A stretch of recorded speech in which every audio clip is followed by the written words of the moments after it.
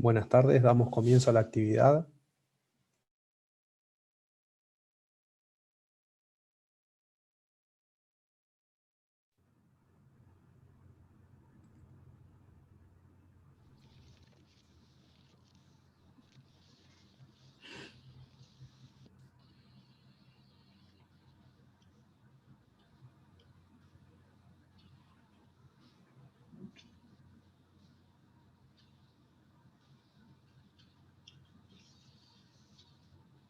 Boa tarde a todos. Candelária, Abigail, podem colocar sua câmera. Elas não entram, Anne. Elas não entram, tá bem. Bom, então é com grande satisfação que nós damos nesse momento início à mesa de debates que segue a excelente mesa da manhã, onde os colegas Max Hernandes, Bernardo Tânias, Mariano Hornstein e Alberto Cabral trouxeram excelentes contribuições, né? Nós contamos hoje à tarde com as relatoras Abigail Bedé, da Sociedade Brasileira de Psicanálise de São Paulo, Candelária Moço, da Associação Psicanalítica de Córdoba, que vão nos selecionar perguntas e também colocar o nome das pessoas que gostariam de participar do debate. Essas pessoas serão chamadas e colocadas na Câmara. Também contamos hoje com Agustina Fernandes, da Associação Psicanalítica Argentina, Griselda Chances, da Associação Psicanalítica de Guadalajara, e Helena Surro, da Sociedade Brasileira de Psicanálise de Porto Alegre. Eu gostaria, de antes de passar a palavra para a Agustina, que vai ser a primeira a nos falar, dar os parabéns à excelente organização do Congresso, a diretiva da FEPAL, né, e as mesas que realmente estão fazendo o trabalho do pensamento avançar, né? Hoje pela manhã, só queria pontuar uma questão das inúmeras que as colegas também vão poder trazer. Apareceu a questão da língua falada. Em que língua falar? Espanhol, português, às vezes surge uma forma meia híbrida chamada portunhol, né? Eu achei muito interessante que essa questão possa sair dos corredores e ir para a sala de discussão, né? Às vezes é dito por colegas brasileiros que os colegas de língua espanhola teriam muita dificuldade de entender o português por questões de fonética. Outros colocam que há resistências e falta de esforço. Por outro lado, vários colegas do Brasil também referem dificuldade de entender o espanhol. Os brasileiros do sul do Brasil entendem com maior facilidade do que os do norte do Brasil. Também temos que mais facilmente os países de língua espanhola se identificam como latino-americanos do que os brasileiros, cuja língua é o português. Do que se trata, né? Teríamos aqui algum narcisismo das pequenas diferenças, a questão da hostilidade com o diferente. A nossa origem comum é indígena, mas ela vai se deslocando para as identidades de língua espanhola ou portuguesa. Como construir uma nova cartografia que nos represente, né? Apenas fazendo isso que estamos fazendo, que é fazer trabalhar essa questão tão interessante das duas línguas que já se coloca entre nós como uma presença constante nos nossos debates, né? Me lembrei nesse momento também das contribuições teóricas de Berenstein e Puget, quando falam da presença, do efeito de presença, e a língua entre nós tem um efeito de presença, que requer esse trabalho no entre dois, né? No entre dois. Então, meus cumprimentos por ter também trazido essa questão à tona. Passo agora a palavra para Agustina Fernandes, que é licenciada em Psicologia, tem diploma de honra da Universidade de Buenos Aires, membro aderente da Associação Psicanalítica da Argentina, da FEPAL e da IPA, co-chair pela América Latina do Comitê de Working Parties da IPA, ex-coordenadora desse comitê na FEPAL, membro da equipe coordenadora destes comitês sobre especificidade do tratamento psicanalítico hoje na América Latina, diretora suplente de Direção de Comunidade e Cultura da FEPAL. Ela é docente do Instituto de Psicanálise Angelgarma, da APA, e do Centro de Estudos Psicanalíticos da APA. Ex-docente de Psicoanálise Escola Francesa, da Faculdade de Psicologia da UBA. Ela também é supervisora de saúde mental do Hospital de Bolonha, San Isidro, Buenos Aires, ex-terapeuta de Serviço de Psiquiatria do Hospital Italiano de Buenos Aires e ex-concorrente ao Centro de Saúde Mental, número 3, Dr. Amegno. Ela é autora de diversos livros e artigos em livros e revistas. Agustina, a palavra está contigo. Hola, bueno, buenas tardes a todos, gracias por invitarme a estar acá hoy con ustedes, a compartir esta mesa con mis colegas. Primero que nada quiero decirles que el congreso, este primer congreso virtual de FEPAL me está resultando muy rico y muy estimulante, y me quedé pensando mucho en todo lo que se trabajó en la mesa, y pensaba que estos tres ejes, esto es algo que se dijo hoy en la mesa, que están muy bien pensados: subjetividades, otredades y culturalidades, con ese plural, ¿no?, que incluye la diferencia en los ejes, y como se dijo hoy en la mesa, cada eje llama al otro, ¿no? Son inseparables. La verdad que los felicito, ¿no?, a toda la organización del Congreso, es un gusto participar. Y entiendo justamente que en el desarrollo de las ponencias que hoy tuvimos en la mesa de inicio del eje, nos encontramos con ese cruce de los ejes, ¿no? Bueno, como ya se dijo, esta mesa hoy a la mañana estuvo maravillosa, estuvo profunda, inició este eje otredades, que es un eje tan necesario en nuestros tiempos, ¿no? Pensar las figuras de las otredades. Y creo que por ahí arrancaba la ponencia de Alberto hoy, ¿no?, que nos llamaba la atención sobre el tiempo actual, las otredades hoy. Bueno, ustedes saben que nosotros no estamos llamados a escribir un nuevo trabajo, sino a ver si podemos disparar la discusión que ya empezó hoy a la mañana, ¿no?, con preguntas, con interrogantes y con pensar estos trabajos que muy lindos se pusieron hoy en diálogo. Yo pienso que cada uno de estos trabajos, tan rico en sí mismo, podría abrir una mesa de debate propia. Sin embargo, acá tenemos los cuatro juntos.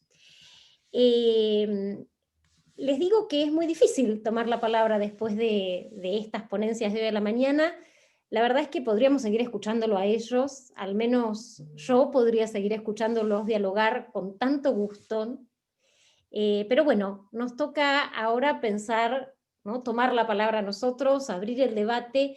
Casi que nos toca interrumpirlos, pensaba, ¿no?, porque hoy dialogaban súper lindo ellos. Y en algún sentido pienso también que nos toca asumir un poco ese lugar de otredades de la mesa. Bueno, yo pensé en algunos puntos breves para ir puntuando las distintas ponencias y abrir algunas preguntas. Yo entiendo que las ponencias, en las ponencias de hoy, cada quien eligió un campo de saber donde ubicar la otredad en relación a su discurso, ¿no?, su discurso en relación a la otredad. Como dijo Bernardo, siguieron cada uno focos de interés personales que en su conjunto nos dieron una imagen caleidoscópica. A mí me gustó, yo los leí antes de escucharlos, me gustó pensarlos como un juego de ubicaciones. En ese juego, referirse a la otredad necesariamente obligó a cada uno de ellos como autores, a tomar una posición, a ubicarse como sujetos en la escena.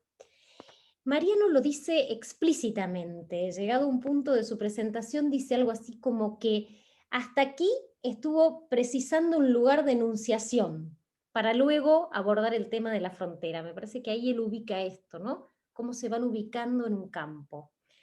Voy a empezar, voy a darle el orden que tuvo la mesa, como para seguir un poco ese hilo. Empezaré por Alberto.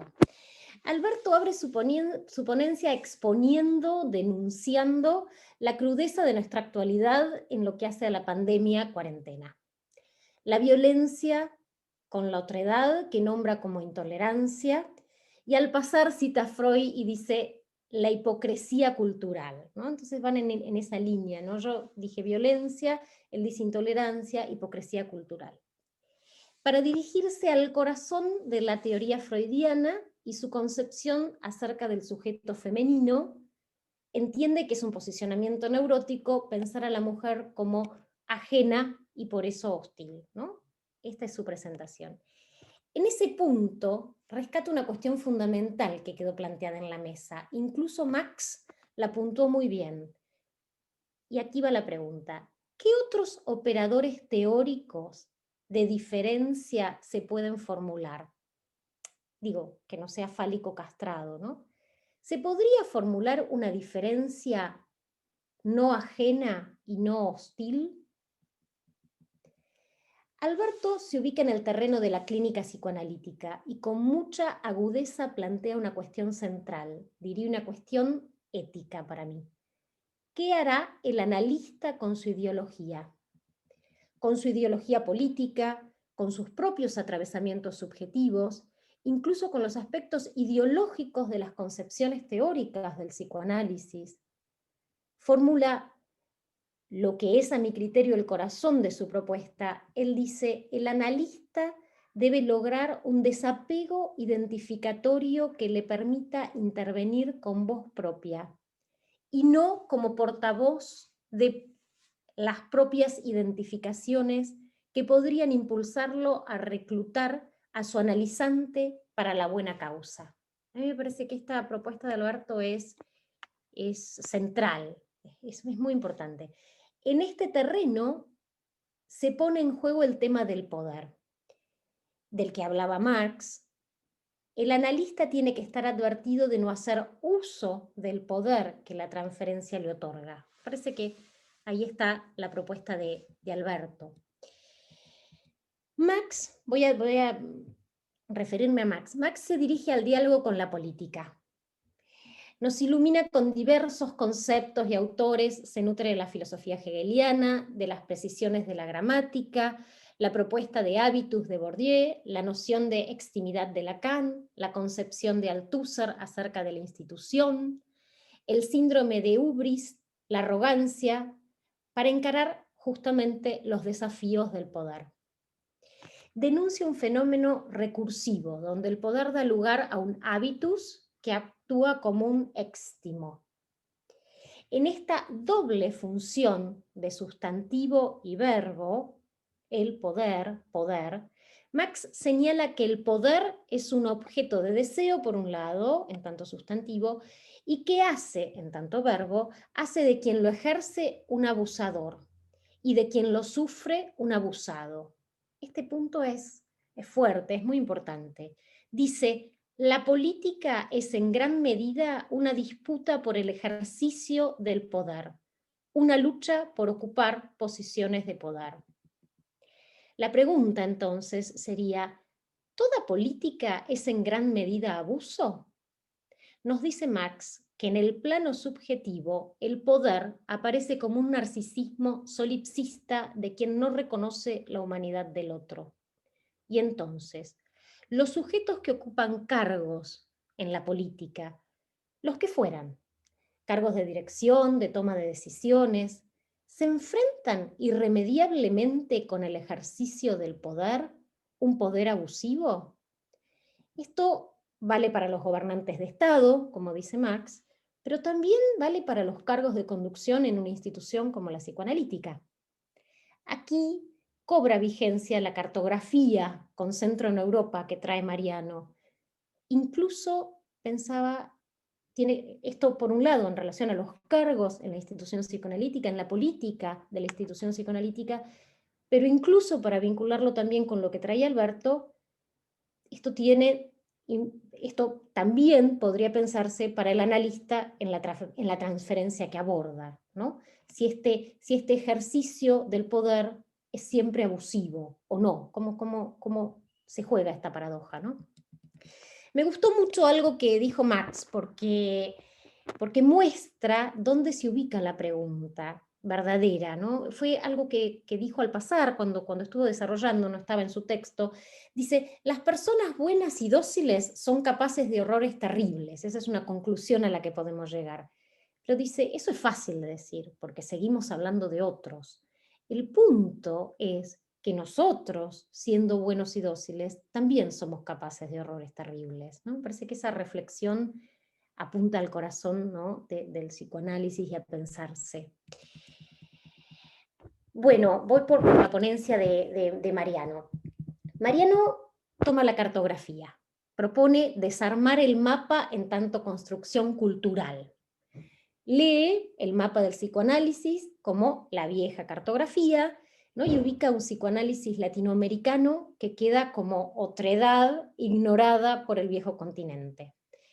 Propone rescatar esa marginalidad, toma esta idea de extremo occidente de Octavio Paz, ¿no? que también fue tomada en una mesa la semana pasada, me parece que Jorge Bruce la había traído también, y él propone la idea de extremo occidente americano. Es bien linda esta idea.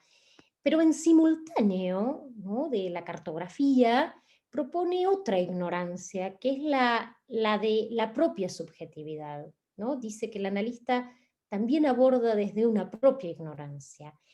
Entonces, el inconsciente, ¿no? Él lo propone como algo tan íntimo, pero a la vez extranjero. Dirige su mirada, entonces, sí, a las figuras de frontera, ¿no? La concepción de una época, la membrana, el confinamiento, el horizonte de eventos, etc. Y ubica una figura que es la fractura. A mí me gustó mucho esta idea de fractura, me parece que es una idea que es muy rica y que estaría bueno poder desplegarla, es una de las propuestas que traigo para ahora. Y pregunto, ¿cómo se articula la fractura, o mejor dicho, las fracturas en relación a la otredad? Y otra pregunta ¿es la fractura reparable? ¿O es toda reparable? Esas marcas de la reparación de la fractura, que él lo toma de esta artesanía japonesa, esas marcas inevitables, ¿son en sí mismas nuevas fracturas? Bueno, esto hasta acá para desplegar un poco la ponencia de Mariano. Bernardo toma la literatura. Su ponencia es exquisita en ese diálogo de la literatura y el psicoanálisis. Resalta el valor heurístico de la ficción, que me parece sumamente rico. Nos presenta de entrada la cuestión. La existencia del otro es inquietante, es perturbadora. Entonces, habla, bueno, de las figuras del extrañamiento, lo siniestro, el doble. Hace un recorrido psicoanalítico bien preciso, ¿no? De la tensión entre el yo y el otro. Desde el desamparo inicial, la función madre-bebé, la figura del yo ideal y el deseo de recuperar esa omnipotencia perdida. Ubica entonces dos dimensiones. Por un lado, el yo como identidad, idéntico a sí mismo, y por el otro, algo que alude a la exterioridad, a lo extranjero, a la alteridad. Incluso la noción de inconsciente subvierte, ¿no? en su texto, ¿no? La pretensión de identidad. Entonces, la pregunta sería, ¿la angustia es ese encuentro justamente de lo otro, de lo extraño en uno mismo? Siguiendo esta línea, ¿no? del texto de Bernardo. Allí Bernardo toma la propuesta de Kristeva, y dice algo así como lo extranjero que nos habita, ¿no? Retoma Kristeva. Entonces pregunto, ¿cuánto la otredad afecta al narcisismo? Y después, algo también muy, muy lindo es que toma todo el cuento de Clarice Lispector, la mujer más pequeña del mundo, para concluir ahí que solo los seres libres pueden ser extraños unos a otros. Y entonces ahí me pregunto, ¿se conquista la libertad solo por intermedio de la extranjería del otro? Bueno, yo hasta acá formulé algunas preguntas. Tengo algunas otras cosas que tal vez podamos seguir desplegando en la mesa. No teníamos que ser breves, así que voy a dejar acá y retomamos. Muito obrigada, Agostina. Me lembrei que eu não me apresentei no começo, né? Então, meu nome é Anne Marlise Porto Rodrigues, eu sou da Sociedade Brasileira de Psicanálise de Porto Alegre. Agora eu vou convidar a colega Griselda Sanches Zago, né, para colocar as suas observações. A Griselda, ela é doutora em Psicologia da Universidade Nacional Autônoma do México, psicanalista com funções didáticas do Instituto Freudiano para o Estudo e Práticas Psicanalíticas e da Associação Psicanalítica de Guadalajara e do Instituto Latino-Americano de Psicanálise, o ILAP. Ela é editora da seção El Extranjero na revista Caliban, colaboradora da Comissão de Difusão da Mesa Saliente de FEPAL. Ela exerce a psicanálise na Cidade do México. Griselda, palavra contigo. Gracias, Anne. Buenas tardes a todos. Bueno, pues gracias por estar aquí. Bueno, yo creo que nunca están de más los reconocimientos y los agradecimientos. Por un lado, el reconocimiento a esta mesa que da lugar a la mesa de apertura, que da lugar a esta mesa de debate. Ojalá y pueda hacer alguna posibilidad de lanzar las preguntas que pudieron formularse en la mañana y que podamos hacer un diálogo amable y gentil. Y también quiero, bueno, hacer un agradecimiento por la invitación a hacer este debate. Hablar hoy del psicoanálisis y su inserción en lo social es inminente y no podemos negar ni rodear. Necesitamos confrontarlo, necesitamos enfrentarlo, trabajarlo y asumirlo, es decir, habitarlo. Es verdad cuando Mariano menciona lo difícil que es poder hacer las diferencias temáticas para el Congreso, porque finalmente todas se sobreponen y además nuestros comentarios también se sobreponen, ¿no? Y están ahí. Sin embargo, entiendo que no ha podido ser de otra manera, no puede ser de otra manera. Así, trabajamos con lo que tenemos. Y si bien es cierto también que hay muchos puntos de encuentro, también encontramos sus matices. Alberto, por ejemplo, en su ecuación patriarcal, retoma la intolerancia y la cura, la importancia del asunto de las identificaciones y las desidentificaciones, incluso puestas en términos de empatía para poder alojar la demanda, yo diría el sufrimiento, en el trabajo analítico y que requieren, me parece, que una revisión, además de alertarnos sobre esos espacios tan resbaladizos que yo me los imagino como el Salar de Uyuni de Bolivia. Alberto, cuando habla de esta intolerancia y desconfianza en sus más variadas formas, expresadas, las expresa durante la pandemia, mismas que parecen exacerbadas, ejemplificando los asesinatos, las desapariciones en nuestra querida América Latina y países de otras latitudes. Ejemplos lamentablemente sobran. Agresiones a los trabajadores de la salud y por supuesto yo no puedo dejar de mencionar a mi país con sus 10 feminicidios diarios, entre otras atrocidades. La Bruyère dice que la razón reina en todas partes y se piensa de manera justa en cualquier lugar donde haya hombres. A nosotros no nos gustaría que aquellos a los que llamamos bárbaros nos trataran así. Él es uno de los primeros en dar el crédito igualitarista, ese giro paradójico en donde la barbarie consiste en tratar a los otros como bárbaros. Si dos principios de la tolerancia son la igualdad y la libertad, en psicoanálisis, ¿de qué igualdad hablamos? ¿A qué libertad nos referimos? El Estado podrá tener y hacer su función, pero en análisis la disimetría y la libertad no se encuentran afuera. Son espacios intersticiales en el dispositivo analítico y en la producción de un sujeto. ¿Cómo coincidir? Hablamos de un espacio de imposibilidad en este estar advertidos. ¿Cómo habitarlo? Con gran sapiencia y erudición, con su trabajo el uno y el otro y las relaciones de poder, Marx lanza la pregunta de ¿qué puede decir el psicoanálisis del poder en la política? ¿Cómo oscila el poder en la intimidad del sujeto? Este movimiento, ver el poder en un extremo y el sujeto en el otro, en la intimidad, en psicoanálisis, ¿de qué sujeto hablamos? Y hablando de poder, tal vez en este caso podríamos agregar qué puede decir exactamente el psicoanálisis de nuestras instituciones psicoanalíticas en Latinoamérica, cuál es su importancia en las instituciones analíticas. Como todo lo que sucede tiene que ver con lo político, estamos inmersos en nuestras sociedades, en nuestras culturas, estamos atravesados por ella. Retomo el tema que Mariano dejó para un momento mejor y que yo solo punteo.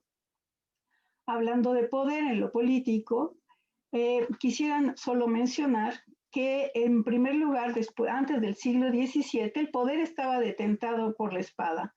Después fue un control cuidadoso y lo llamamos esto biopoder o biopolítica disciplinaria. Esto lo hemos visto a lo largo de nuestro siglo XX. Una de las mayores limitaciones es que se refería exclusivamente a los factores externos. Encontremos el Big Brother, quien conserva solamente la conducta externada de los habitantes silenciosos y sin lenguaje. Sin embargo, hoy se realiza otro cambio de paradigma, el panóptico digital. A diferencia de las anteriores, ni muerte ni observancia disciplinaria. Es aquello que se ha denominado sociedad psicopolítica de la transparencia. El biopoder ha dejado su lugar al psicopoder. La psicopolítica está en condiciones ahora de leer pensamientos y de controlarlos. Esto me hace necesariamente recordar, por supuesto, yo no sé si lo hayan visto, un documental en Netflix que se llama El dilema de las redes sociales. Todo el control que se hace a través de las redes sociales. Esto es el famoso psicopoder. Se está en condiciones de intervenir en procesos psicológicos y parte mucho de la violencia que estamos presenciando en nuestra época tiene que ver con los medios digitales. Claro, siempre poner el enemigo afuera, bueno, resulta un poco tranquilizante. Sin embargo, otro de los peligros es proponer que la teoría ya no es necesaria, porque al hacer análisis de los datos, simple y sencillamente se pueden hacer pronósticos.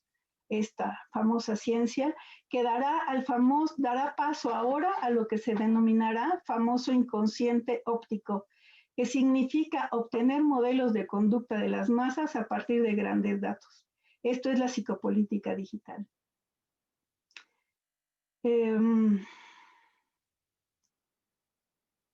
Esta exploración hace visible modelos colectivos de comportamiento que ni siquiera somos conscientes. Nosotros, como analistas, creo que debemos tener la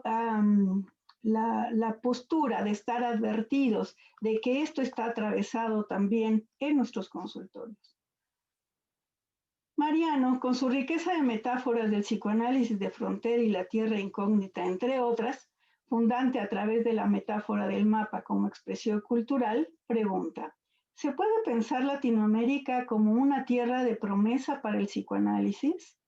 Desde ya, yo puedo decir que no nos podemos ver como promesa, lo estamos haciendo. Por eso, su última aseveración me parece fundamental, el psicoanálisis desde Latinoamérica. Cuando Freud le pide a Marta que mire al sur, yo pensé en mi México. Oh México, tan lejos del sur y tan lejos y tan cerca de Estados Unidos. ¿Ven mi prejuicio? Irremediablemente, esto nos convoca el pensamiento de nuestros estudiosos latinoamericanos, Aníbal Quijano y Bolívar Echeverría. El uno en cuanto a la colonialidad del poder, con la historia de la desigualdad tan vieja como la humanidad, pero debido exclusivamente, según él, a nuestra naturaleza biológica, es decir, lo real. Y el segundo proponiendo su teoría del etos barroco como forma de resistencia cultural en América Latina para una posible y deseable modernidad alternativa, es decir, modernidad no capitalista. Retoma el comentario de Luis Vivot de que al sumarnos acríticamente a luchas, aunque justas, son ajenas y corremos el riesgo de exaltar la diversidad donde todo puede valer y desvalorizar la diferencia de otras diferencias, retomando a Daniel Hill, como la racial, de clase, étnica, etc. Cecilia Lauriña hace una pregunta al respecto. ¿Cómo pensar un psicoanálisis en las fronteras que necesariamente implica toparse con la otredad en términos de prejuicios propios y de nuestras instituciones? ¿Podremos en Latinoamérica acoger lo que hoy suena a raro, diferente, por tanto con un destino cierto de exclusión, como pueden ser analistas de color o portando sexualidades diversas? Todo esto para el debate.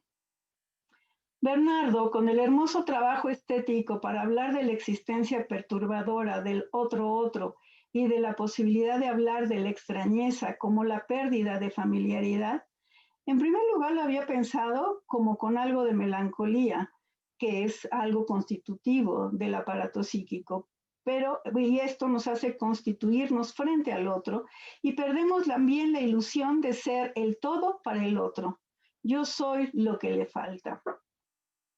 La identificación especular en el sentido de una identidad que anula las diferencias con el objeto, plantea la fórmula extrañeza, ominoso, desplazamiento, palabra y desarraigo sujeto para dar cuenta de nuestra tensión constitutiva. Subraya la importancia del valor heurístico de la ficción en el psicoanálisis y la literatura.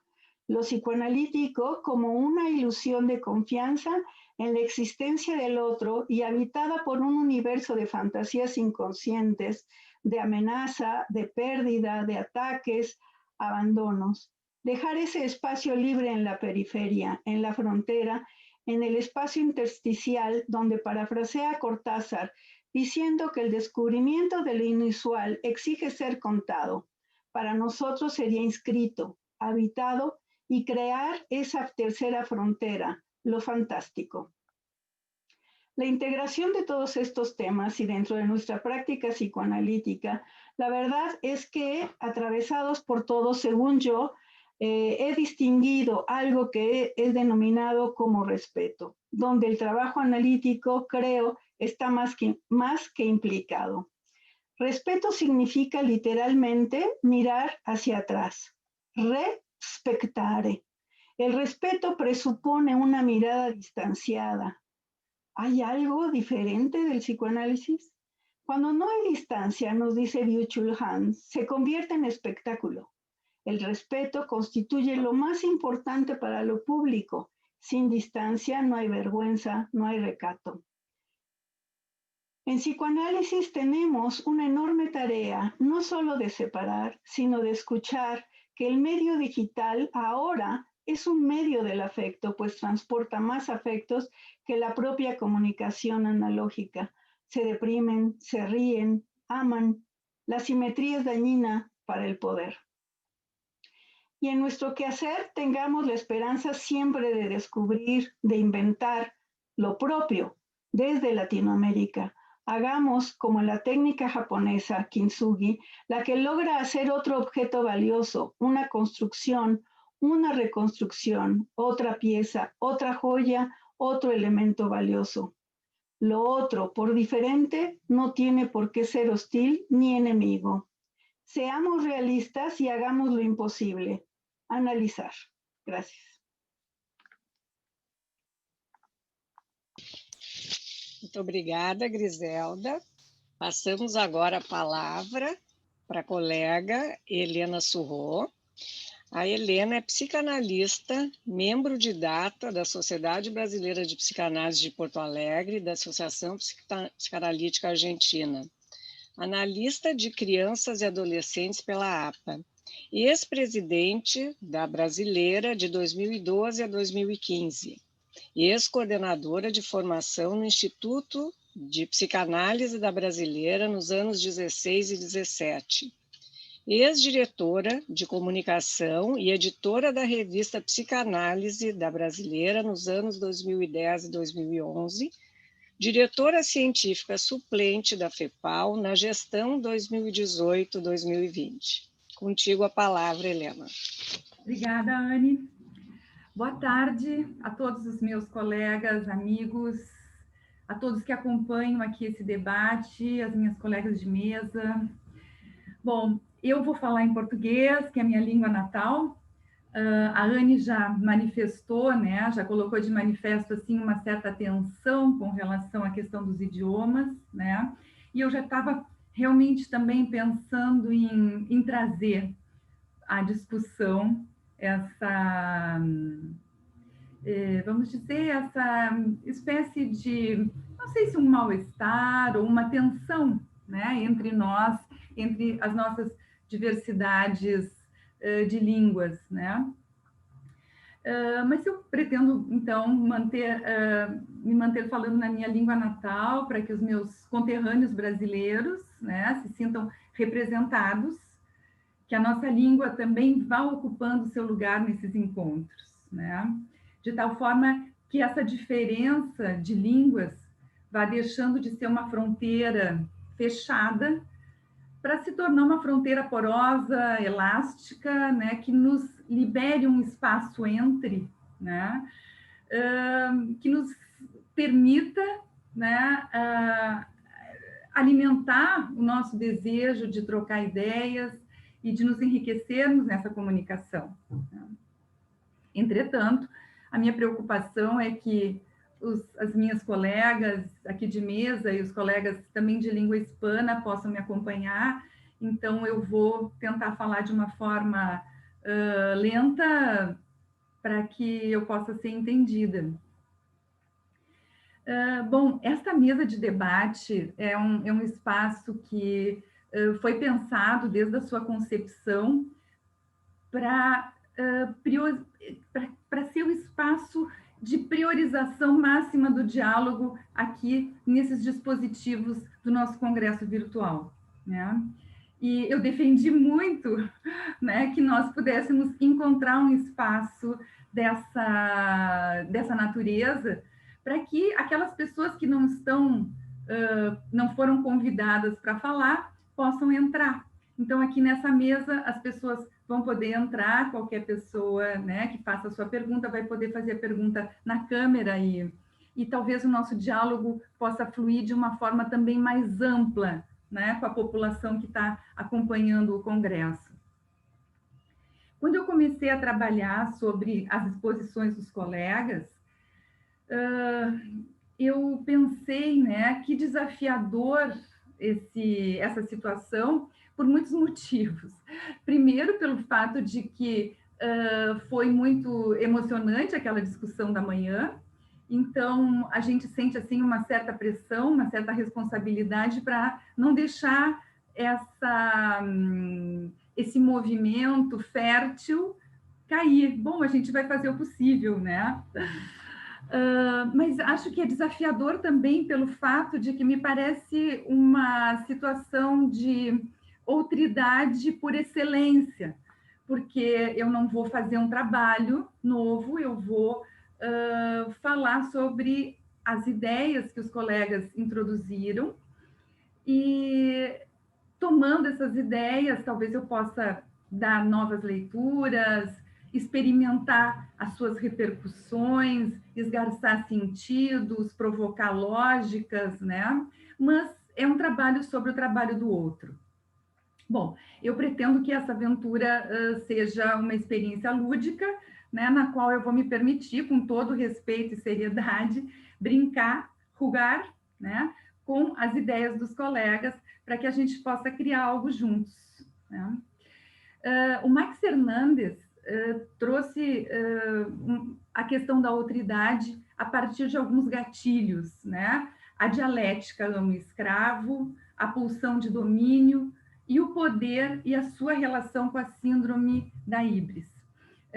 O trabalho do Max Hernandez foi extremamente instigante para mim, e eu até me mobilizou a ir buscar retomar certas noções, né, para que eu pudesse acompanhar melhor a sua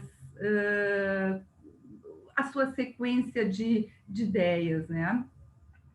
Bom, o Marx começa, então, falando da consciência senhorial e da consciência servil, do amo e do escravo, e articula com o pai da ordem primitiva, né? Então, essas antinomias que estão em jogo colocam em relevo a tensão sujeito e objeto, a partir da ótica do poder do sujeito sobre o objeto. Em ambas, se trata do poder abusivo, que não reconhece a humanidade do outro, e a tragédia é o destino, né? Então, nós estamos aqui, eu creio que metaforizando o processo de subjetivação do ser humano, colocado em marcha pela ruptura e o confronto, operação pela qual, de assujeitado, se passa a sujeito. Nesse ponto, é a entrada do terceiro como árbitro que mobiliza o deslocamento da condição dialética binária para a condição da diferença. A lógica da diferença não trabalha com antinomias, oposições, teses, antíteses, mas acontece nos deslizamentos que vão alterando as relações de poder para alcançar a nova condição de autonomia em relação à outridade. Me pareceu interessante fazer essa diferença entre a dialética e a diferença, né? Nas reflexões sobre o poder, eu creio que o Marx se apoia na concepção Foucaultiana mais tardia sobre as relações de poder. E se ele estiver me escutando, né, pode ser que eu esteja errada, espero que ele corrija o meu erro. Mas eu entendo, né, que havia como um certo apoio nessa noção. E nessa concepção, pela disseminação, pela capilarização dos dispositivos do poder, esse adquire uma conotação absolutamente negativa. Sempre o sujeito está minado pelo poder, com escassas possibilidades de desalienação. E aqui eu gostaria também de lançar uma pergunta. A partir dessa concepção mais fechada, sem possibilidade de desalienação para a construção da subjetividade, como é que nós poderíamos pensar aberturas possíveis para as nossas relações com a outridade? Será que um caminho seria formular essa questão em termos de autoridade, autoritarismo, entendendo-se o autoritarismo como a patologia do poder da autoridade? Além disso, me parece também relevante sublinhar a importância da autoridade que reconhece a alteridade como uma operação fundamental para a produção de subjetividade.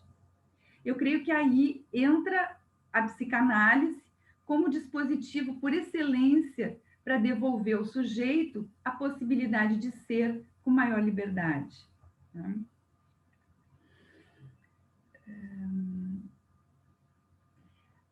Bem, mas se nós pensamos, né, na concepção de Foucault sobre a ação capilarizadora das microscopias do poder, né, tal como o Marx citou no seu trabalho, aí está o atravessamento dessa circunstância no ser do analista e a consequente ameaça dessa invasão no processo analítico, com todas as consequências nefastas dessa situação. E eu acho que aqui se faz pertinente o alerta do Marx, no sentido de que o poder dá lugar a um hábitos que atua como um estímulo. Eu estenderia essa reflexão também sobre os impactos do poder nas nossas instituições psicanalíticas e na transmissão da psicanálise. Eu acho que a fala da Agustina foi também um pouco, né, por esse caminho, né, de lançar essa pergunta, né, de lançar esse desafio para a nossa reflexão. Então, como lidar com essa ação coercitiva do poder?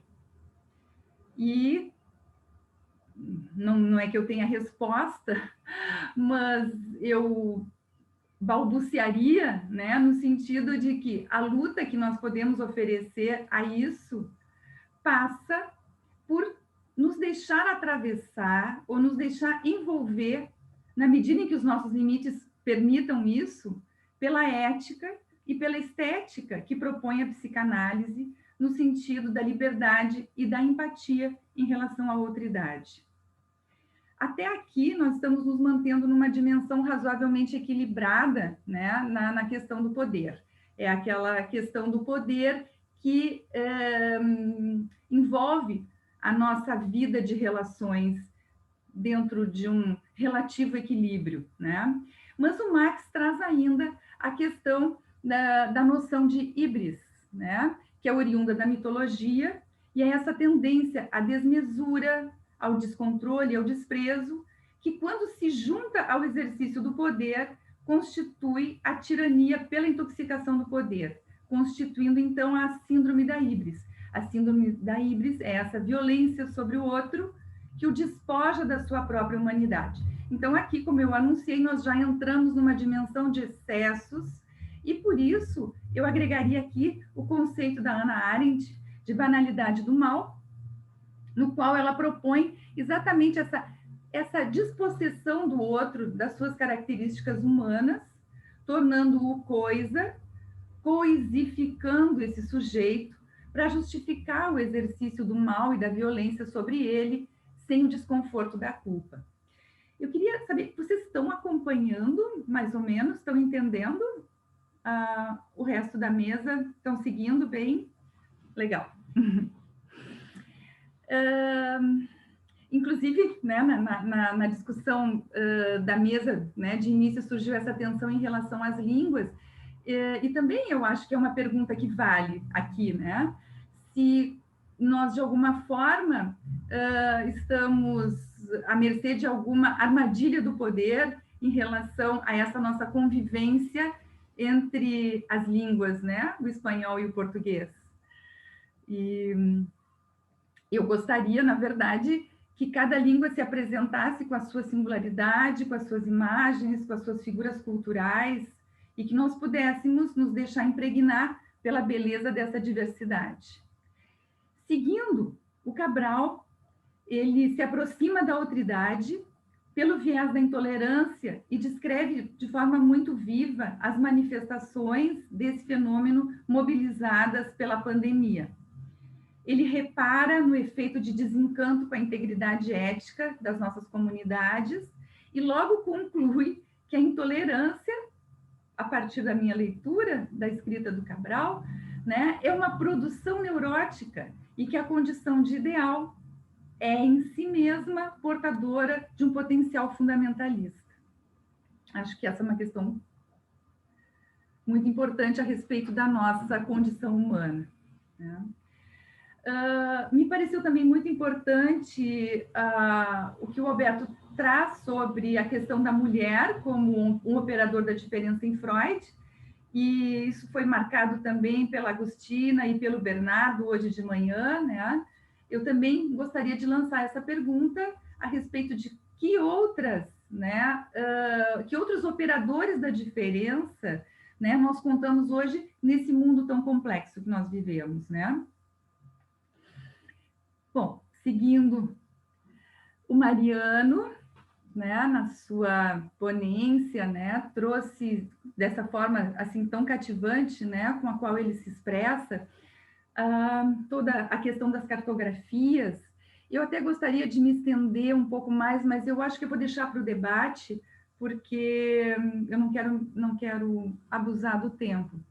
Mas toda essa questão, né, que o Mariano introduz, né, ele coloca, né, a metáfora antropofágica, que é a marca do movimento modernista brasileiro, como a forma, né, de representar o processo de assimilação criativa que pode levar à subjetivação, né? A nossa subjetivação como uma psicanálise na América Latina, e a subjetivação, na verdade, de qualquer coisa. Me parece essa metáfora antropofágica absolutamente perfeita para representar esse processo, né? Que implica uma assimilação, mas uma assimilação criativa. O Mariano traz uma frase que causa impacto. Ele diz: estamos no meio de uma fenomenal mutação da espécie humana. E a pandemia acelera a velocidade dessa mutação. Então, eu creio que o texto mariano tem uma riqueza para nos conduzir por muitos caminhos, mas me convoca, pessoalmente, discutir as alterações na clínica que venham a responder às demandas dos sofrimentos contemporâneos ou dessa nova espécie humana que o Mariano refere, né? Então, a partir de uma ética do cuidado, que fica bem representada nessa imagem de eletrobisturi que o Mariano traz, né? O eletrobisturi que corta enquanto cauteriza, nós podemos, então, acolher, através, digamos, dessa ética do cuidado, nós podemos acolher a dor daqueles que não contam com a associatividade, porque as falhas nos processos de simbolização romperam as cadeias de mediação entre os processos primários e secundários, né? Então, as agonias roubam a cena e desembocam nas passagens ao ato, nos fenômenos psicossomáticos e todo o variado naipe da dor psíquica. Além disso, as imagens da clínica que o Mariano propõe me levam também a pensar nas estratégias para uma psicanálise ampliada, fora dos enquadres tradicionais, uma psicanálise capaz de amparar essa outridade que ele chama os feridos do capitalismo, né? Aqueles invisíveis que não chegam aos nossos consultórios também porque já desistiram da vida, né? Então, a psicanálise e as nossas instituições cada vez mais se voltam para o acolhimento dos mais desamparados. Eu acho que esse é um movimento fantástico que tem acontecido no nosso ambiente, né? Que as nossas instituições estão se voltando para essas questões de uma forma muito intensa e muito séria, né? Então, essa volta para o acolhimento dos mais desamparados, né, saltando os muros do solipsismo disciplinário e institucional e buscando esse kintsugi, né, que é essa estética, que é essa técnica que o Mariano, japonesa, que o Mariano cita, né? Então, esse kintsugi, né, nos traz filosoficamente, né, a estética por excelência da boa psicanálise, enfeitando amorosamente as cicatrizes do trauma em todos os âmbitos da inserção psicanalítica. Então, eu acho que essa imagem é muito rica e que implica, né, em que a nossa história traumática não deve ser clivada, desmentida, mas revivida e reposicionada no ouro da experiência transferencial. O Bernardo segue o caminho do estranhamento para tocar a outridade. Ele parte da condição fusional com o objeto para marcar o paradoxo do outro que me identifica, mas que também não é eu. Eu penso aqui na fase intermediária da constituição do eu, que Freud chamou de eu de prazer purificado, na qual o não eu é identificado como tal pelo registro sensorial de desprazer e, portanto, é vivido com ódio, né? Então, dessa forma, a gente pode dizer que o ódio é o primeiro tipo de vínculo com aquilo que se reconhece como objeto. A condição da outridade, uma vez estabelecida, já recebe a marca da inquietante estranheza, aquilo que é autônomo, incontornável, fonte de surpresas e primeiro destino do ódio.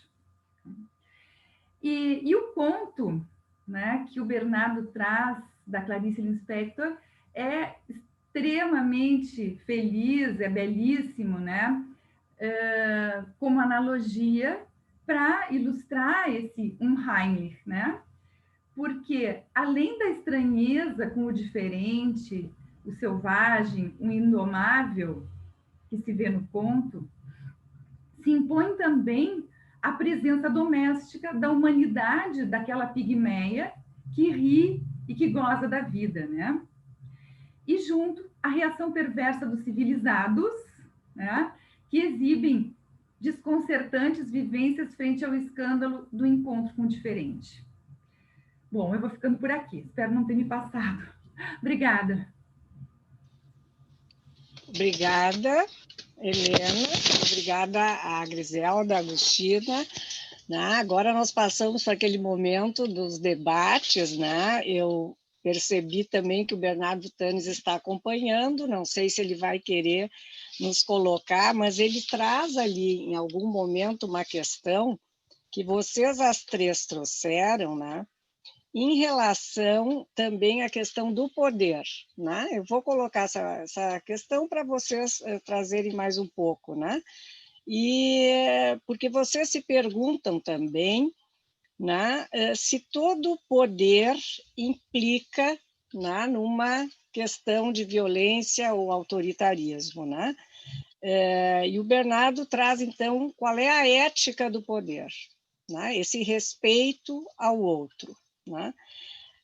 Poderíamos pensar, né, no poder que respeita a alteridade e num poder que não respeita a alteridade, portanto, deslizando, né, para aquilo que a Helena e todas vocês pontuaram como um autoritarismo, né, mais perto, então, da violência e de uma posição totalitária. Então, assim, a ética do poder me parece que passa por essa questão. Não sei se o Bernardo quer falar ou se eu passo nesse primeiro momento a rodada a vocês de novo, para depois nós seguirmos, né, com as outras perguntas. Quem gostaria de falar? O Bernardo não vai entrar?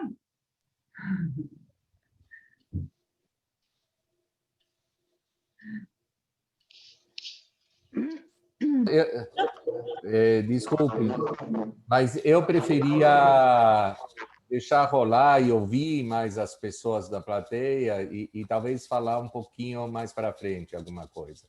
Tá bem, Bernardo, já falei muito hoje. Eu prefiro ouvir mais e depois eu falo alguma coisinha, tá? Obrigado. Tá bem. Vocês querem comentar alguma coisa ou levantar, assim, a Griselda, por favor? Gracias. Gracias, Bernardo, porque tu trabajo efectivamente también me dio para pensar el asunto del respeto en ese sentido. El respeto que podríamos mencionar ahora en esto de la ética de la alteridad vista como este punto de tensión entre lo infinito y el yo, pero justamente en esta ética lo que intentamos finalmente es que a través de la palabra, ¿no? Se dé la posibilidad del existir antes que del ser. Es decir, en el surgimiento del sujeto a través de la palabra es donde uno estaría implicado como lugar del analista, como el deseo del analista, más que hablar de el otro como si es el semejante o si es el hostil. Y retomo el término de semejante porque estamos hablando del sujeto del inconsciente mismo que no tiene otro referente más que el sujeto del inconsciente. No hay una alteridad en ese sentido. Es el descubrimiento de sí mismo, si es cierto, que es a través del otro, pero ese otro tiene que ver justamente con esta detención de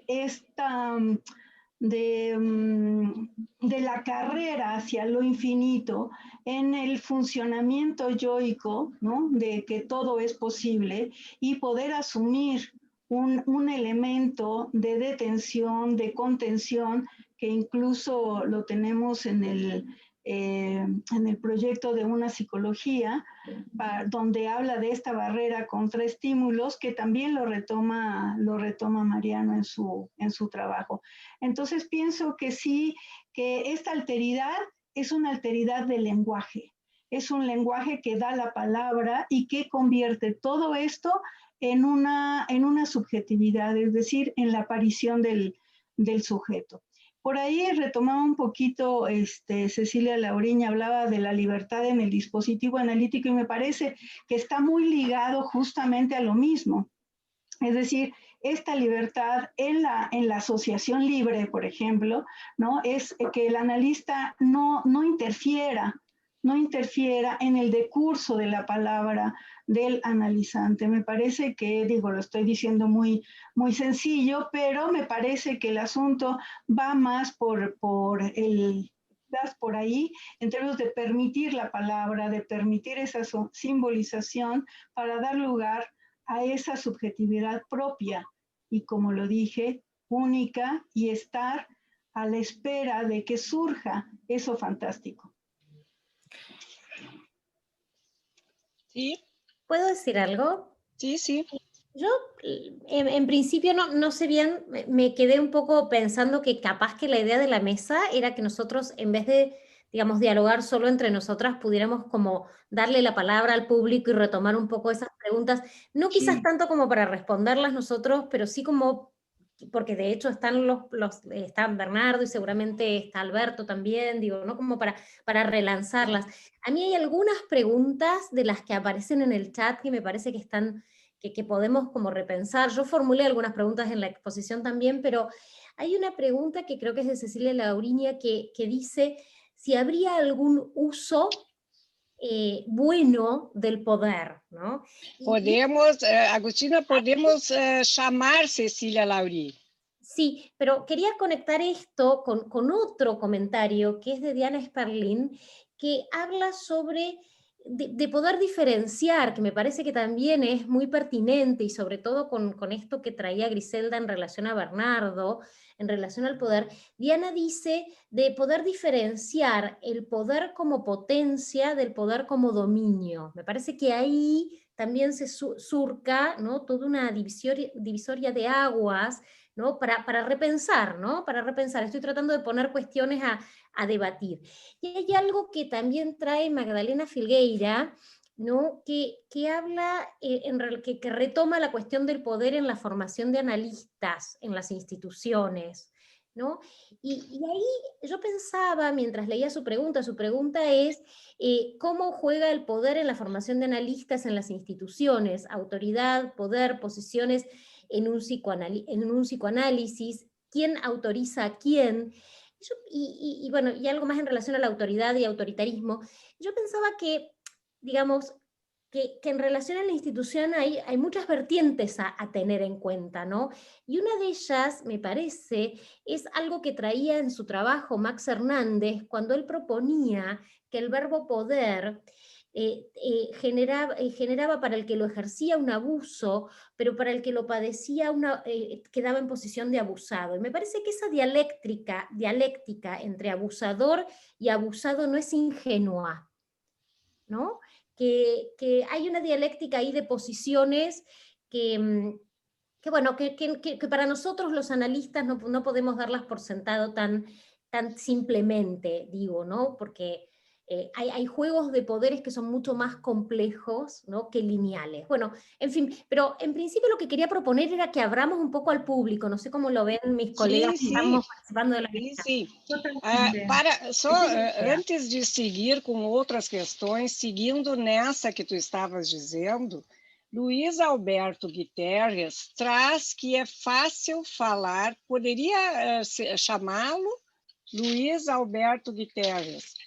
Ele disse que é fácil falarmos de uma autoridade sem autoritarismo, difícil é praticar. Então, poderíamos ouvi-lo.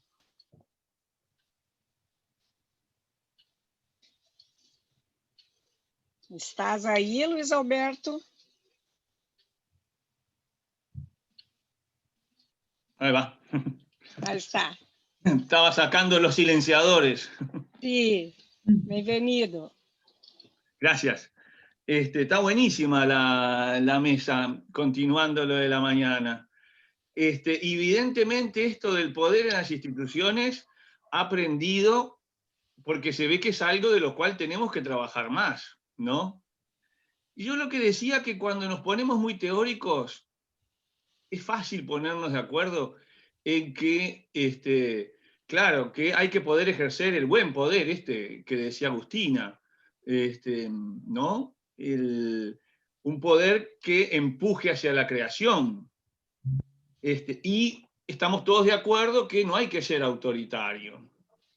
Pero después, cuando en la práctica, todas estas definiciones teóricas se olvidan y entonces aparecen, bueno, muchas veces vestidas del prestigio o vestidas de lucimientos personales. Bueno, se puede ejercer ya sea en seminarios, en la supervisión o en la práctica política de la institución, muchas acciones, hay muchas prácticas que son autoritarias, aunque nadie las reconoce como tales. Era un poco eso. Tá bem, graças. Gostaria de chamar também Diana Sperling, que coloca que o poder é um elemento fundamental da vida e que é necessário diferenciar poder de potência. Diana?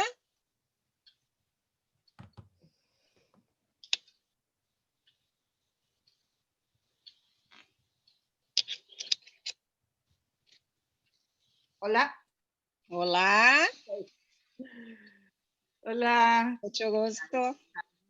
Encantada. Muchísimas gracias por toda esta riquísima conversación. Bueno, estoy así, chicas, así, toda nada. Está bien. Entre casa, no estaba pensado que yo iba a aparecer. Sí, con respecto al poder, me parece que es una palabra muy demonizada y que hay que rescatarla, porque sin poder no hay vida. Sin violencia no hay vida. La vida implica violencia, el nacimiento es violento, para empezar. Cuando surge una planta, una semilla que brota de la tierra, rompe, quiebra, violenta esa superficie. Entonces, me parece que hay que dejar de lado el buenismo y corrernos más hacia un pensamiento ético que incluya el poder. Poder pensar el poder, valga la circularidad de la frase, creo que es fundamental para no quedarnos en un ideal ascético de somos todos buenos, ángeles, etcétera, etcétera, ¿no? Hay poder en las relaciones familiares, hay poder en las relaciones de enseñanza, hay poder en las relaciones de pareja, hay poder, ni que hablar en la política. Pero no es la política el único ámbito. O si queremos, extendamos el término política. Hay política en el psicoanálisis es político, la filosofía es política, aunque no se llame filosofía política.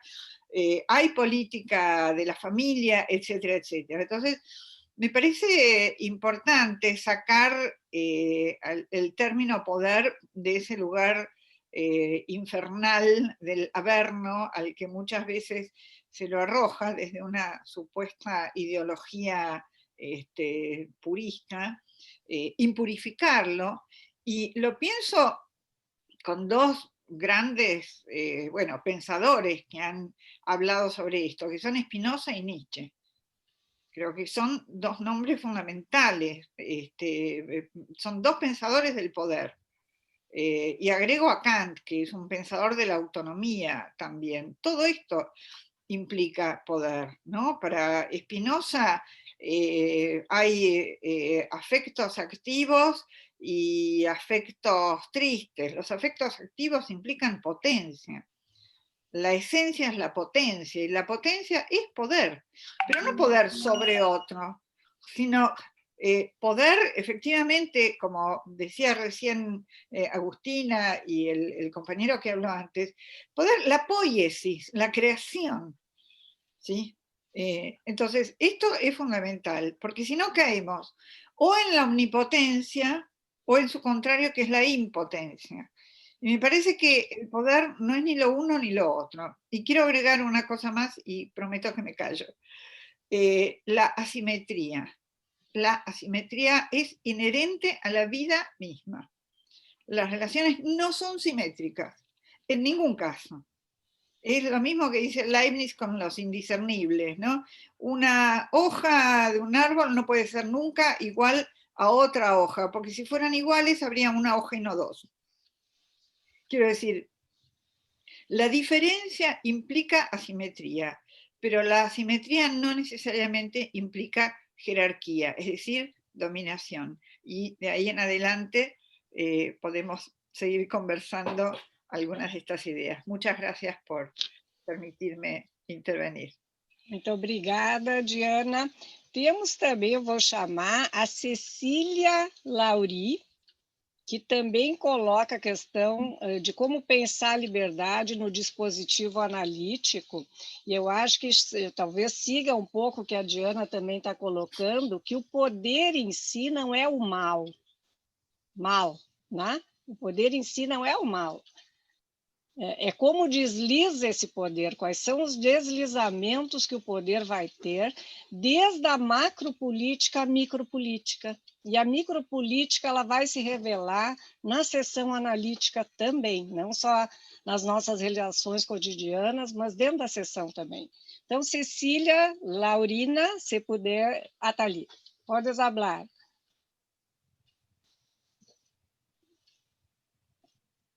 Podes tirar o mudo do microfone?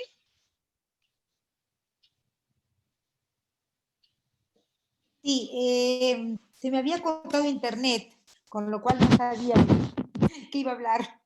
Bueno, encantada de comunicarme con ustedes. ¿Se escucha? Sí. ¿Se escucha bien? Sí, sí.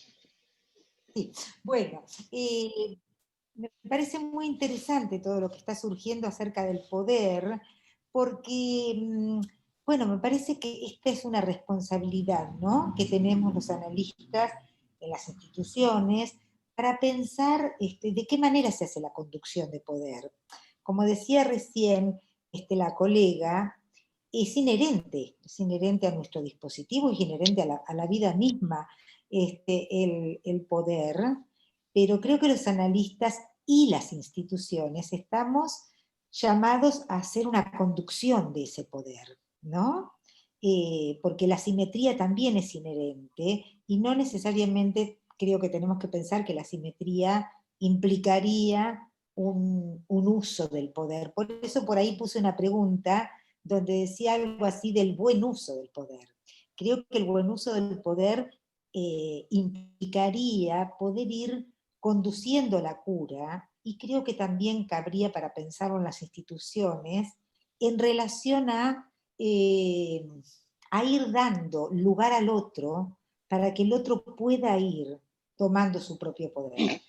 Porque el poder no es del analista o no es de la institución, el poder sería de la palabra, el poder sería del inconsciente, y creo que ahí estaría nuestra responsabilidad de hacer una conducción del poder, pero para que el otro lo pueda ir tomando. Creo que esta es la apuesta, y creo que hoy de alguna manera se rondó esta cuestión, ¿no? ¿Qué hacemos los analistas y qué hacemos las instituciones con esta posibilidad de otorgar poder al otro de la palabra, ¿no?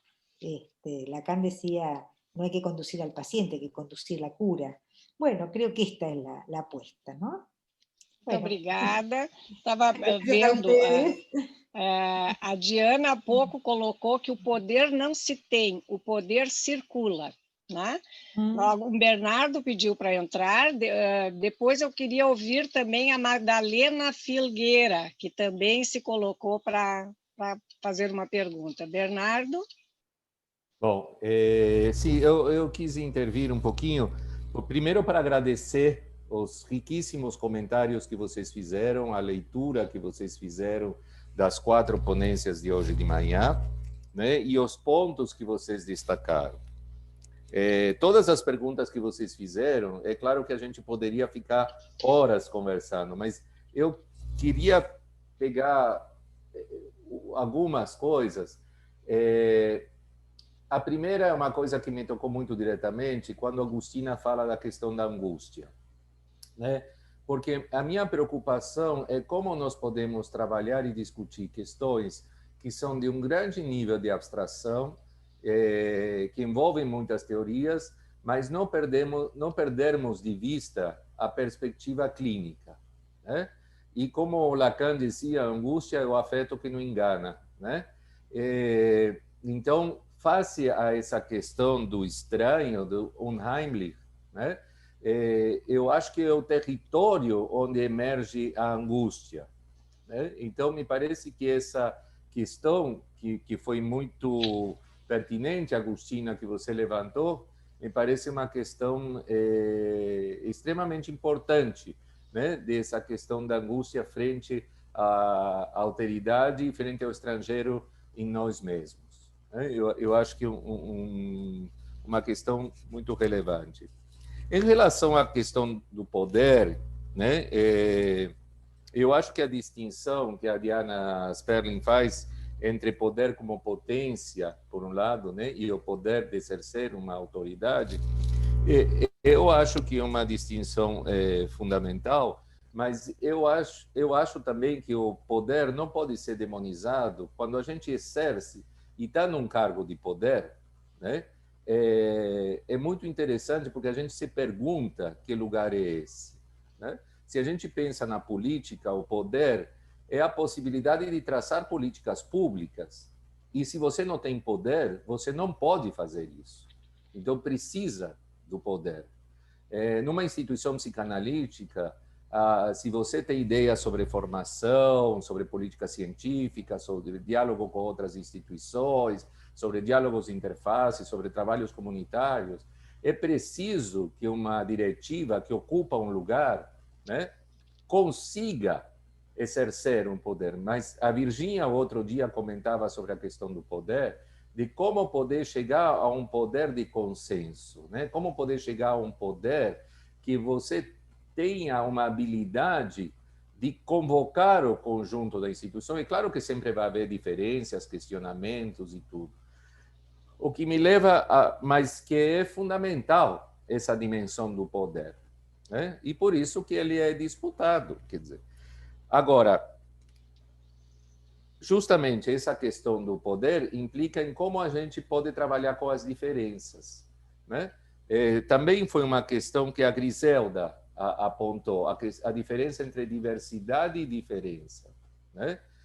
Nós vivemos numa cultura, e o relativismo cultural, há umas décadas que foi pregado muito no meio acadêmico americano, trazia a ideia de que, bom, todos os possíveis são possíveis e viva a diversidade, né? Mas era uma forma de evitar o trabalho com a diferença, né? Tem um filósofo que chama Buba, que é um indiano que dá aula na Colômbia, e ele justamente recupera a ideia de diferença como a possibilidade, né, de construções híbridas que vão ser o resultado de um atrito, de um trabalho em cima das diferenças, né? Eu acho que o caminho para lidar com a alteridade é um caminho, né, essa alteridade radical, como fala, né, nós falávamos hoje de manhã, implica poder fazer um trabalho com a diferença. E esse é um trabalho difícil, esse é um trabalho que muitas vezes se evita. Você queria falar? Fala, Agustina, se levantou a mão. No, quiero decir algo breve en relación a esto que estás trayendo, Bernardo, porque creo que tiene mucho que ver con esta cuestión que traía hoy Alberto en relación a la diferencia, ¿no? A esta concepción freudiana, ¿no? Donde lo diferente es ajeno y por ende hostil. Me parece que esto que vos proponés en relación al trabajo con la diferencia, que me parece que es todo un lugar para desarrollar y que me parece muy valioso, tiene que ver con esto, con no dejarlo en ese lugar de lo ajeno y por ende hostil, digo, ¿no? De poder hacer un trabajo en relación a esto, un trabajo con las diferencias, incluso diría con las diferencias en plural, pero bueno. Sim, sim. Bom, e último, tem mais coisas teria para falar, mas uma outra questão que queria pontuar, porque como surgiu de manhã a questão da língua e do português, e acho que surgiu porque eu falei em espanhol, não porque essa questão existe há muito tempo na FEPAL, né? E eu, em parte, me senti, bom, como se eu não falei hoje em português, né, como presidente de uma instituição brasileira, havia uma questão, né? Então, não é que eu não quero falar isso para me justificar, mas eu quero trazer uma dimensão histórica e um comentário que a Diana Sperling fez hoje de manhã que me pareceu extremamente interessante. Na época que eu fui diretor de Cultura e Comunidade em FEPAL, há muitos anos, trabalhamos muito pela inclusão do português e pela legitimação do português, pela legitimidade, e que os trabalhos pudessem ser publicados, né, em ambas as línguas, e não só os brasileiros terem que traduzir para o espanhol, mas que os de fala espanhola pudessem traduzir seus trabalhos para o português, né? E haver todo um trabalho de várias diretivas de FEPAL nessa direção. Eu acho que é uma questão fundamental e central, e é uma coisa pela qual nós temos todos que trabalhar. Agora, queria apontar, só para encerrar minha participação, sim, uma questão que a Diana Sperling falou hoje, né? Ela disse, bom, que quando ela me ouvia falar, ela ouvia, se falava em português, parecia que tinha um sotaque e uma coisa argentina. Se falava em espanhol, havia uma presença do português. De alguma forma, ela apontou, né, para alguma coisa que era encarnar a alteridade, né?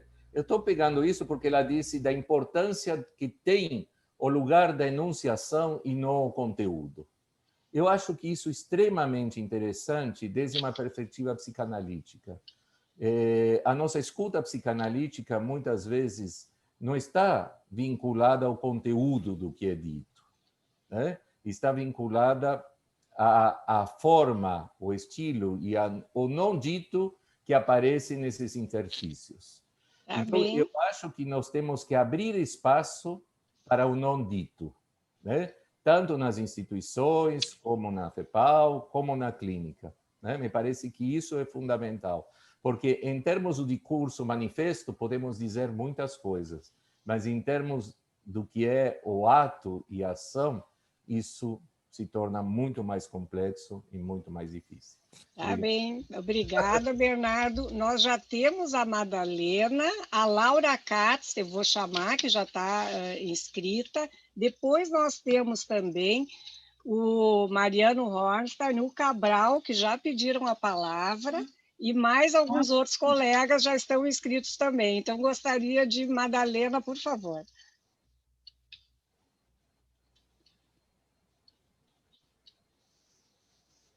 Yo voy a hablar bien poquito para que puedan participar los que se van arrimando. En realidad, podríamos sí coincidir en que hay dos formas de entender el poder. Una es la potencialidad que encierra el poder de construir, pero también el poder cuando se utiliza para abolir, ¿no? Justamente las diferencias más que para potenciarlas.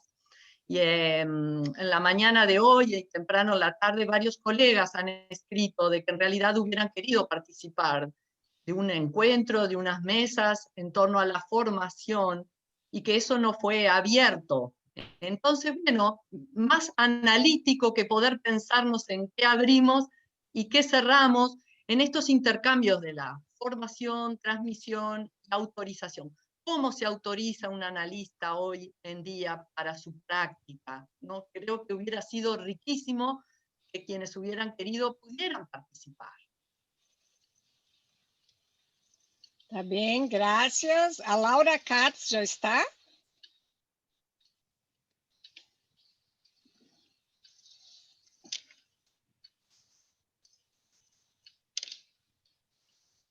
Se ela chegou? Ah, sim, chegou. Vamos ouvir a Laura, depois passamos a palavra para o Mariano e para o Cabral.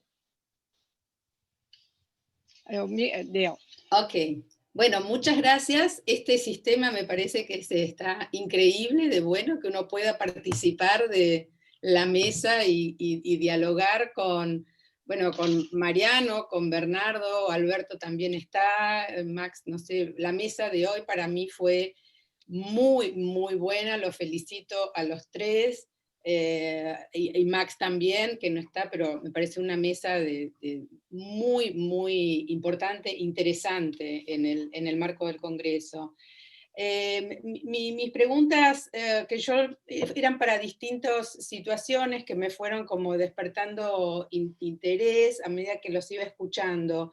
La primera que yo mandé tenía que ver con lo que había presentado Mariano en relación al mapa, a los mapas con los cuales arrancó, que me parecieron un hallazgo muy, muy interesante, con esa tierra incógnita de América Latina. Y mi pregunta iba también en el sentido de que el mapa también da cuenta a la manera de cómo lo presentó Mariano y un poco cómo se fue desarrollando la mesa, da cuenta del proceso del análisis, ¿no? En el sentido que también da cuenta de los desplazamientos, de los trayectos, de los devenires, de las fronteras también, y un poco también como no quedar de alguna manera como congelados o atrapados en los puntos de origen. Creo que esto también se diversificó un poco en algunos, ¿no? Los puntos de origen que no permite que esto se pueda, digamos, que los trayectos del análisis se puedan como mover. Creo que esto también para mí se articula un poco como cómo moverse en estos nuevos, en estas nuevas lugares, en estas nuevas, no sé si por lo novedoso del momento, sí, pero creo que algo de poder seguir estos procesos y poder dar cuenta de los desplazamientos, de los devenires en el análisis, también en lo que está ocurriendo en el momento que estamos atravesando. Y ahí viene como la segunda punto, que a mí me parece importante destacar, que da cuenta de, que creo que lo mencionó Max, en relación a los operadores de la diferencia. ¿Qué operadores se pueden funcionar? ¿Qué operadores pueden dar cuenta, ¿no? Y esto lo asocié con lo que se habló al final, a propósito que también del texto que presentó, del cuento que presentó Bernardo, y que hubo ahí una especie de intercambio de Clarice, sobre lo del casco del explorador, ¿no? Que un poco hay que decíamos, como alguien hacía mención, y Bernardo lo puso como hay que acomodarse un poco el casco. Y Max Hernández trajo, a propósito de esto, que una cosa es el casco del explorador y otra cosa es un casco de soldado, ¿no? Como que el casco de soldado como que baja línea, da cuenta de que tiene que ser de determinada manera, ¿no? Como que no es lo mismo acomodar un casco de explorador que acomodar un casco de soldado. Con todo, digamos, la temática que acá también se abre en relación, y vuelvo a la cuestión del poder. O sea que yo creo que todas las mesas están como totalmente hilvanadas por distintos puntos, se iba armando como una tela que se fue tejiendo entre todos los integrantes de la mesa. Y así como yo seguí este hilo, por lo que escuchaba y como iba como tejiéndolo, me pareció que era sumamente rica todos los aportes. Desde ya le digo que bajé todos los textos y los tengo en mi computadora porque los quiero volver a leer. Así que muchísimas gracias, y gracias por la posibilidad de participar del intercambio. Así que... Graças, Laura. Passo a palavra agora para Mariano, depois o Cabral, e depois, não sei se vocês querem conversar ou se a gente segue ouvindo porque tem mais inscritos. Por favor, Mariano. Hola a todos, buenas tardes. Yo quería participar brevemente. Hay algo que decía Duchamp que es interesante, que es que cualquier obra siempre se completa por el que mira o por el que lee, ¿no? Y a mí me parece que lo que escucho ahora es la contraparte necesaria de lo de esta mañana, con la vuelta que tiene súper interesante, que es que acá son los operadores de la diferencia quienes hablan, ¿no? Y en psicoanálisis es más importante todavía porque el psicoanálisis surgió escuchando hablar a las mujeres. Y acabo de caer en la cuenta que en la mesa de hoy éramos, sacando Eli que coordinaba la mesa, todos hombres, al menos fenoménicamente. Entonces me parece súper interesante esta vuelta de ahora y lo que escucho, más allá que quizás lo del lugar del operador de la diferencia uno lo pueda pensar más más allá incluso, ¿no? que lo traía Alberto. Por un lado, ahí está la mujer, por supuesto, pero también podría estar el negro, podría estar el judío, podría estar el palestino. Uno podría pensar como muchas figuras de ese lugar. Pero lo que quería decir en realidad tiene que ver con la discusión que empezó a armarse a partir de la intervención de Diana y las de ustedes sobre el poder, porque me parece que hay un punto, no hace falta ponerse como muy especulativo, hay algo del poder que está presente en nuestra discusión en el tema de la lengua. Hay algo del poder ligado a la lengua. A ver, cualquiera que lo conozca a Bernardo sabe que por un lado tiene esa posición de enunciación desde la extranjería, que es brasilero para los hispanoparlantes y argentino para muchos lusoparlantes, y cualquiera sabe que él ha hecho muchísimo para sostener el portugués dentro de la federación y dentro de nuestras instituciones. Pero me parece que hay algo que es que el español se comporta en Latinoamérica en relación al portugués desde cierto imperialismo que tenemos naturalizado.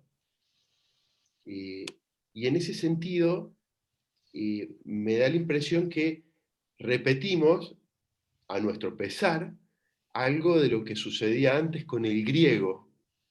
Ustedes saben que el griego, hay una pensadora que a mí me gusta mucho, se llama Bárbara Kazan.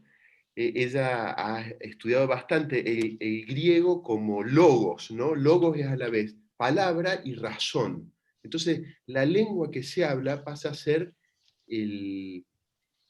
¿cómo decirlo? El modelo de razón. Y quienes no hablaban griego eran los bárbaros. Eran bárbaros por no hablar griego. Y a mí me parece que nosotros en Latinoamérica repetimos de algún modo esta especie de imperialismo, teniendo la oportunidad de no hacerlo, porque por ahí a quien escucha portugués, al principio puede ser difícil de seguir, pero como todo, hay que acostumbrarse al ritmo, a la música de la lengua, y empieza a entenderse, que es el ejercicio que han hecho los brasileros, vienen haciendo ese ejercicio hace muchas décadas con los hispanoparlantes en Latinoamérica, y en ese sentido han aprendido a escuchar y a entender el español mucho mejor que nosotros el portugués. Y a mí me parece que, tomando esto de Bárbara Kazan que traía, ella dice que siempre tiene que haber más de una lengua. Hay algo que sucede en la diferencia que creo que se pierde si todos hablamos la misma lengua. Y encima en Latinoamérica tenemos una posibilidad que no tienen en Europa, por ejemplo, donde hay decenas de lenguas. Cuando se debatía la comunidad, la unidad europea, Humberto Eco dijo algo que a mí me gustaba mucho, que él decía que en una comunidad europea no hacía falta que todos supieran todas las lenguas. Lo que era importante es que cada uno pudiera entender la lengua del otro y que cada uno hablara en su lengua materna, porque solo en esa lengua uno puede transmitir los matices, las sutilezas de la cultura desde donde uno habla, que es muy difícil hacerlo cuando uno habla en una lengua adoptada, ¿no? Y a mí me parece que en ese sentido nosotros tenemos la bendición de que en Latinoamérica tenemos solo 2 lenguas, y me parece un pecado no aprovechar ese bilingüismo al alcance de la mano. Y para terminar nomás, quiero señalar una palabra que yo lo escuché como un fallido, y que me parece que pinta esta mesa y pinta todo lo que vengo escuchando del Congreso, que es que Agustina dijo, en vez de dialéctica, dialéctrica. Y me encanta esa mezcla de dialéctica y cierta electricidad, digamos, que no nos quedemos en el plano de los consensos, de los acuerdos, de lo políticamente correcto, y ver si podemos ir un poco más al hueso de las diferencias, ¿no? Eso nomás. Obrigada, Mariano. Antes de passar a palavra ao Cabral, a Ana Rosa Trachtenberg diz que ela concorda sobre essa questão do imperialismo da língua espanhola, e a Diana Sperling fala do poder da língua é questionar a língua do poder. Então, é uma construção também que nos ajuda. Alberto Cabral, por favor. Bueno, buenas tardes a todos. La verdad que es un gusto esta retoma y la verdad es un hallazgo este dispositivo. Me parece que es una de esas cosas que es bueno que lleguen para quedarse, porque permiten una retoma y una retoma con pluralidad de interlocutores, que me parece que enriquece muchísimo, como me parece que está pasando. Yo les agradezco mucho a las colegas que puntuaron distintas cuestiones que trabajamos hoy a la mañana. Y bueno, se abre un abanico aún mayor, y eso siempre es bueno, nos deja pensando a todos. Yo retomaría esto que traía Mariano muy brevemente, porque me parece muy rico, lo comparto totalmente, esta idea en el sentido de que cada uno puede expresarse en su lengua materna, que permite encontrar e intentar transmitir todas las sutilezas que la lengua materna promueve, confiando en el entusiasmo por la diferencia que se puede sembrar en el otro. Inclusive confiando en ese entusiasmo por la diferencia que se puede sembrar en el otro, en el auditor de otra lengua, apelando un poco a lo que ese trabajo tan lindo de Benjamin sobre el traductor, el lugar del traductor, donde Benjamin le da una vuelta muy rica a la cuestión, y nosotros estamos habituados como analistas en ese sentido a captar el hecho de que el auditor que es cultor de otra lengua muchas veces está en una posición excéntrica que le permite captar fracturas al locutor que emite su mensaje en su lengua originaria. El auditor de otra lengua puede captar fracturas, puede captar otros planos de sentido que quedan más naturalizados y aplanados en el monolingüismo del locutor. Así que creo que eso es algo que cuando como analistas escuchamos con mucho trabajo a un paciente que se expresa en una lengua materna que no es la nuestra, estamos muchas veces en condiciones, insisto, con mucho trabajo, de captar esas fracturas en las que habitan los lapsus, en las que habitan las equivocaciones fecundas, en las que habitan otros pliegues de sentido que quedan oscurecidos y naturalizados desde el monolingüismo. Bueno, esa es una cuestión. Y son muchas. Me encantó la intervención de Diana Sperling en relación a no demonizar el poder y no demonizar la autoridad. Me parece que permite una reubicación del intercambio que estábamos teniendo. Y a mí me parece que los analistas tenemos mucho que aportar en relación a esta cuestión, porque quizá no confiamos demasiado en el hecho de que la estructuración del campo analítico, que como bien decía Agustina, lo retomó Grisela, lo retomó también Ceci Laurinia en su intervención, creo que también Elena mencionó algo de esto, la asimetría, la disimetría es constitutiva del campo analítico. Y cotidianamente los analistas estamos habituados a modular el despliegue de la relación que entablamos con nuestro analizante como para que esa simetría no se traduzca en un ejercicio de poder. Seguramente no siempre lo logramos, pero tampoco ha de ser muy ajena a nuestra práctica cotidiana la posibilidad de concretarlo, porque de lo contrario no habría práctica analítica. Si hay práctica y si hay eficacia analítica propiamente dicha, es por el hecho de que logramos razonablemente bien, para decirlo en términos de Winnicott, sortear la seducción que el lugar asimétrico que la cura nos otorga, lograr sortear la seducción que ese lugar asimétrico que ocupamos en la cura podría convocarnos a ejercer un poder sobre el otro. Y aquí yo retomaría, creo que fue Elena, que trajo una cuestión que me resultó interesante. Con esto termino. Ella evocó la noción de sujetado, para oponerla a la noción de sujeto.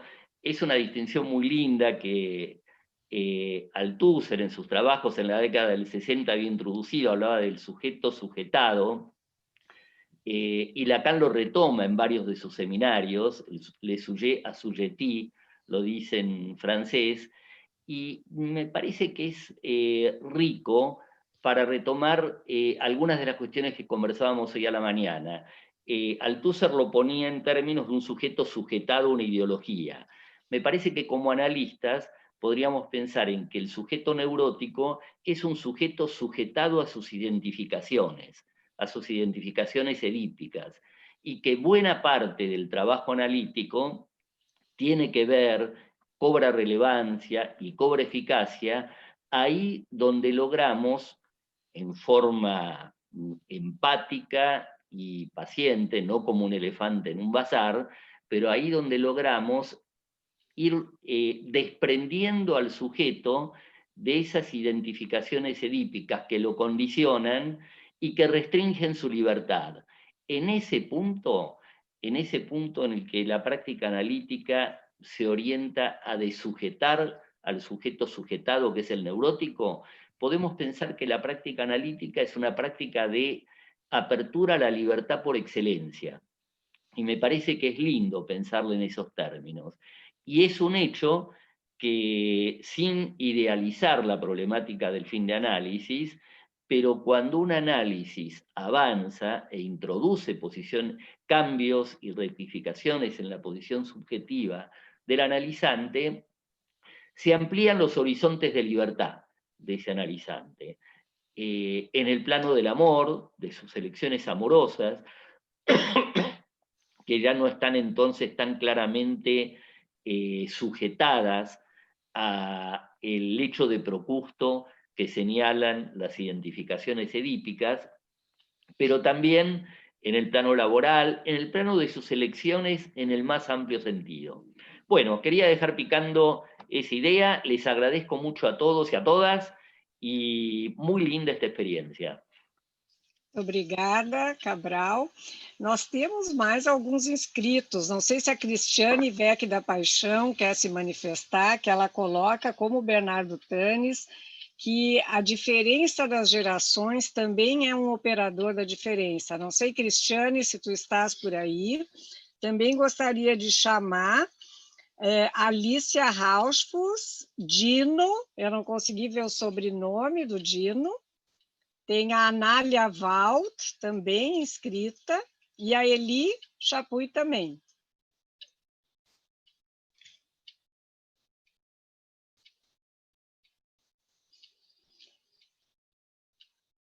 Quem sabe, Alicia, começas, trazes a tua pergunta. Hola, mucho gusto. Gracias por dejarme participar. En realidad mi pregunta iba dirigida más bien a los panelistas. No sabía que esto era distinto como para entrar a discutir. Pero bueno, ya que tengo la oportunidad, lo voy a hacer. Muchas gracias. Mi pregunta era que escuché decir que casi siempre lo diferente nos asusta o resulta unheimlich, o bueno, distintas cosas a través de las distintas ponencias que fui escuchando. Y yo creo que justamente el psicoanálisis también es lo diferente y es lo que nos permite avanzar y transformarnos en algo nuevo y producir cambios como analizante y como el que analiza, de los dos lados, ¿no?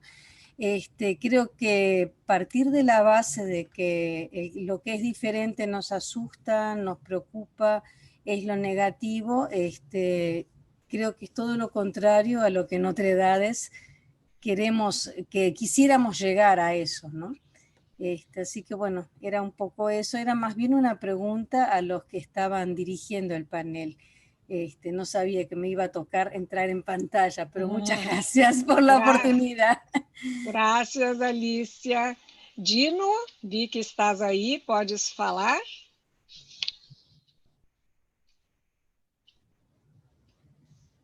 Dino? Bom, se...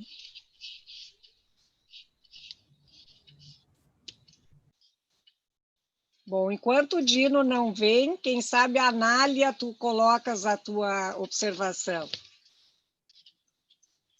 Hola. Hola. Bien, contenta del intercambio. En realidad lo que me surgió fue algo que había preguntado a la mañana y que no se llegó a tomar. La otra persona que esta mañana tomó la cuestión de la pregunta en relación al operador de la diferencia fue Leticia Glosser, que la está trabajando, es un tema que está trabajando hace mucho.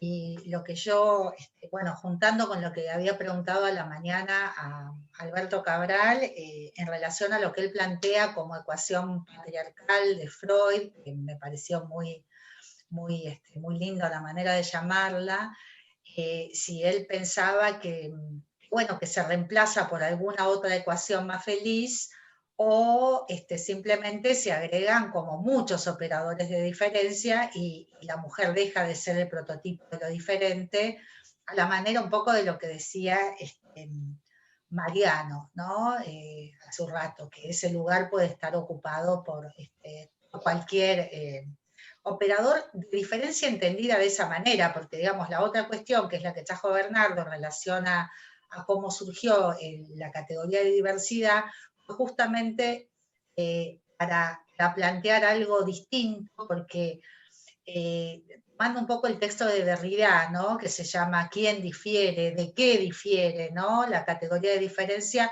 postula un modelo, digamos, diferente de.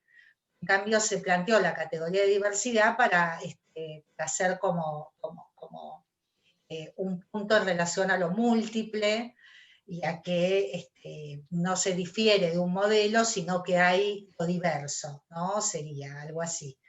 Entonces, en ese sentido, a mí me parece interesante, ¿no? Porque se viene planteando en todo el Congreso la cuestión de si un centro o muchos centros, de si una frontera o muchas fronteras, ¿no? Y me parece que la categoría de diferencia en relación a la otredad o a la alteridad, me parece una cuestión central en relación a cómo la pensamos, ¿no? Porque si no caemos, estamos siempre al borde de caer en una nueva normalización, ¿no?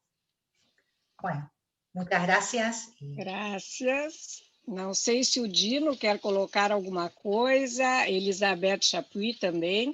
Depois eu acho que nos 10, não sei se vocês concordam, nos 10 minutos finais eu passo a palavra a todas vocês para nós irmos finalizando a mesa. Né?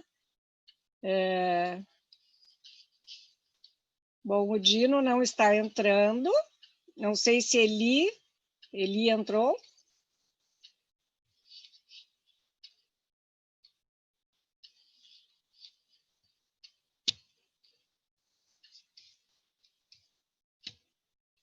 Quem sabe alguma de vocês fala alguma coisa nesse momento? Helena?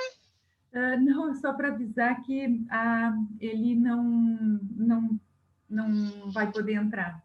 Ah, está bem. Temos mais alguns inscritos, né? A Dália Kuzik, Cecília Rodrigues, Ana Rosa Trachtenberg, não sei se gostaria de falar também, e Maria Suzana.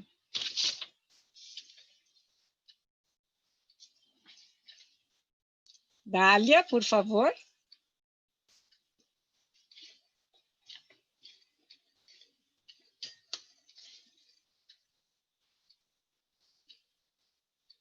Agora, eu acho que uma coisa, enquanto o pessoal vai chegando, que eu acho que é importante também, que circulou, me pareceu, o poder enquanto uma função simbólica, o que parece para vocês? Não como um lugar de domínio, como uma função que faz falar, que põe em circulação a palavra, né? e que, com isso, dá espaço sempre a essa alteridade, né? Cecília, podes falar. Hola, gracias, gracias. Bueno, es que puse en el chat una intervención a partir de que empezaron a hablar de la formación.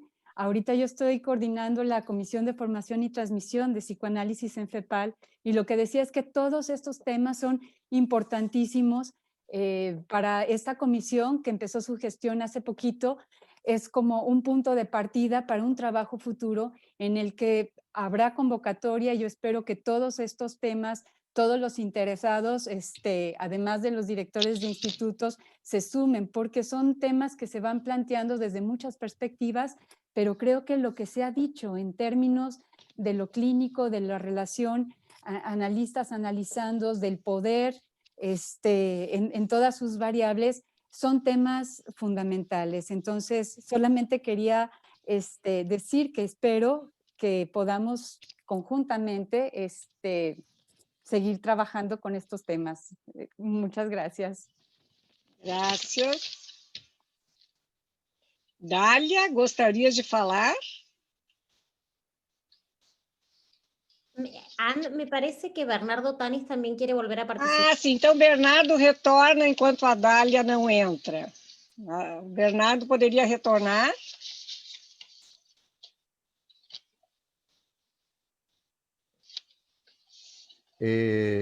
Sim, obrigado, muito obrigado. Eu queria só fazer uma intervenção muito breve sobre a questão do operador da diversidade, que eu acho um tema central, que o Alberto trouxe, e surgiram alguns comentários. Agora a Anália fez um comentário importante que retomou como foi necessário que surgisse a questão, o conceito, a ideia de diversidade, e o Mariano também se referiu à diversidade branco, negro, judeu, palestino, né? Enfim. Agora, nós podemos multiplicar, né, o campo da diversidade. O campo da diferença, talvez, para pensar numa perspectiva mais estrutural, talvez seja mais restrito. Um campo da diferença que não se falou é a diferença das gerações e a vinculação com o tabu de incesto. Eu acho que esse é um campo central da psicanálise, e que é um organizador do simbólico. Eu tenho acompanhado os trabalhos da Letícia Glosser e outras pessoas que vêm trabalhando nessa ideia, né, dos operadores de diversidade, e eu acho que esse é um operador que a gente não pode perder de vista e que estruturalmente ele é muito mais primário, vamos dizer assim, né? Ele vem de Totem Tabu, ele é da constituição do humano em relação à questão do incesto e das gerações. Me parece que é um operador importantíssimo da diferença, né? É só isso. Tá bem. Obrigado. Obrigada, Bernardo. Cecília, queres falar? Depois a gente, acho que não vai mais, nós vamos fazer uma rodada entre vocês, porque eu acho que não vai mais dar tempo. No, nada más quería comentar eso, dejo la palabra, pero como se aludió a algo respecto, o así entendí, ¿no? De las actividades que iba a haber, bueno, está el Congreso Didáctico, todos invitados, pero sí quería retomar que muchos de estos aspectos, incluso la cuestión de las lenguas, de los institutos, de la extranjería, digamos, pensada desde la cuestión de la escucha, desde la formación y la transmisión, bueno, son temas que estarán muy presentes y bueno, era nada más lo que quería, al momento que lo mencionaron, me sentí convocada a comentar. Emílio Roca também diz que nós teremos que pensar nos operadores, né, que acotam o poder que indefectivelmente opera no analista enquanto sujeito suposto saber. O desejo do analista é um dos operadores por excelência, que também opera no desapego identificatório que assinalou Cabral. Bem, eu acho que agora nós temos mais 5 minutos. Eu passo a palavra a Helena, Agostina, Griselda, né, realmente dá para ver que a potência do tema, né, e a fecundidade é tão grande que poderíamos seguir noite adentro conversando. Infelizmente é impossível, né? Então temos que lidar com esse operador também do fim, do corte. Quem gostaria de falar primeiro?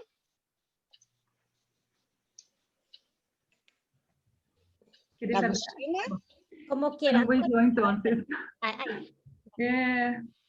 Bueno, voy a hablar un poquito en castellano ahora, porque a veces yo hablé en portugués como también como una apuesta a que esa cuestión de los idiomas, entre nuestra convivencia, en el sentido de trabajar esto, ¿no? Para que lleguemos a algo nuevo, en el sentido de que haya lugar para los distintos idiomas. Sin embargo, tengo un poco la sensación de que puede estar equivocada, de que por ahí no fui muy entendida, ¿no? Entonces, es como uno, en esa opción, ¿no?, de hablar en portugués, yo es como que hago cierta resignación a ser más entendida en este momento, apostando a que en el futuro esas cosas van a cambiar y que, bueno, la musicalidad del portugués va a ser menos extraña también a los de habla hispana, ¿no? Y bueno, cuanto a la cuestión del poder, quizás aclarar un poco, ¿no?, que pienso que el poder, ¿no? Helena, temos pouco tempo para dar a palavra mais de despedida. Bueno, entonces encierro por acá y agradezco muchísimo esa oportunidad, esa discusión y esa mesa con toda la diversidad de colegas hablando y apareciendo en la cámara, es todo lo que nosotros habíamos imaginado y deseado. Gracias. Yo voy a ser muy breve también, porque me parece que lo más importante es poder despedirnos. La verdad que fue un gusto la mesa de la mañana, fue un gusto poder pensar esos trabajos, escuchar todas las preguntas, retomarlas, un trabajo enorme además, y fue muy lindo también poder encontrar a los colegas que iban apareciendo ¿no?, en cámara.